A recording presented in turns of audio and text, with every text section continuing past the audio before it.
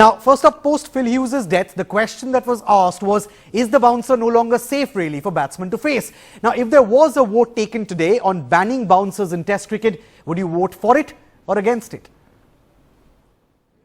I'd actually vote against it because bouncers have been an integral part of Test cricket ever since its inception. So, yes, it was tragic. What happened with Phil Hughes should not have happened and should never happen again to a cricketer on a cricket field. But then there is a helmet and there is a technique to play the bouncer. Yes, there is a slight element of danger when you are playing with a hard ball hurled at you at 145 clicks. So there is a danger of getting seriously injured, but then that's the beauty of the sport. I will never take away the bouncers come what way. All right, now having protective padding at the back of the helmet has been, of course, been made mandatory. But we saw what happened with Wokes' helmet when Shami hit him. Now, from the commentary box, do you sometimes get the feeling that batsmen can still get hurt and hurt really badly despite the helmets that they're wearing? Well, yes, you can still get hurt, and what disappoints me is that a lot of batsmen are now getting hit on the head.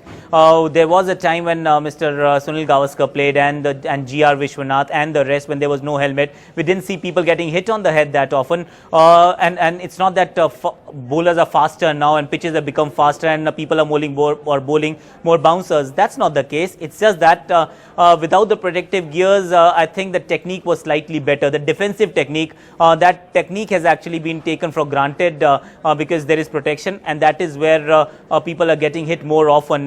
So if anything, I think all batsmen around the world have to now relook at their technique against the short ball instead of actually talking about whether the bouncer should be there or should not be there.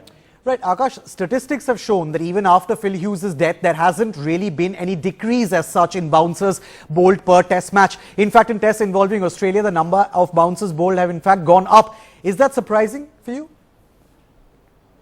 Well, it's gone up marginally. It's not as if it's gone up, gone through the roof that now every ball is a bouncer. It's not the case. There was a time that people were slightly skeptical while bowling bouncers. That was right after Phil Hughes' death. But then normalcy eventually gets restored, and fast bowlers are fast bowlers. When they get hit for a four, they are likely to bowl a bouncer, and bouncer is well within the laws of the game. So there is no moral binding that you cannot or must not bowl a bouncer, must not hit a batsman. Batsman has got a helmet, has a bat, has a glove, a pair of gloves.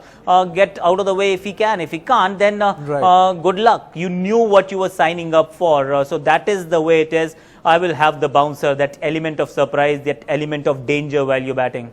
Right, so Aakash Chopra saying that the bouncer is an integral part really of cricket and of a bowler's arsenal. So let's have it. One final question, Aakash, before we let you go. How does a bowler, you think, react to a batsman being hit by a bouncer? We, of course, saw Shami hitting Chris Wokes with a bouncer on the helmet, and then immediately after that bowling one more to get him out of the next delivery.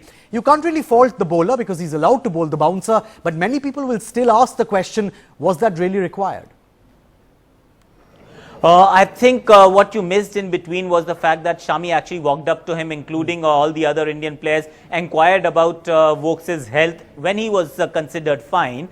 And he was ready to play the following ball. I don't think there was anything wrong in just bowling another bouncer because you had already softened the target. Now there's just one more blow and you'll be there. Right. So what Shami did was not just well within the rights, but also the right thing to do, because you do want to bowl a bouncer. Chris Wokes, if he had the ball in the hand, he would have done the same thing.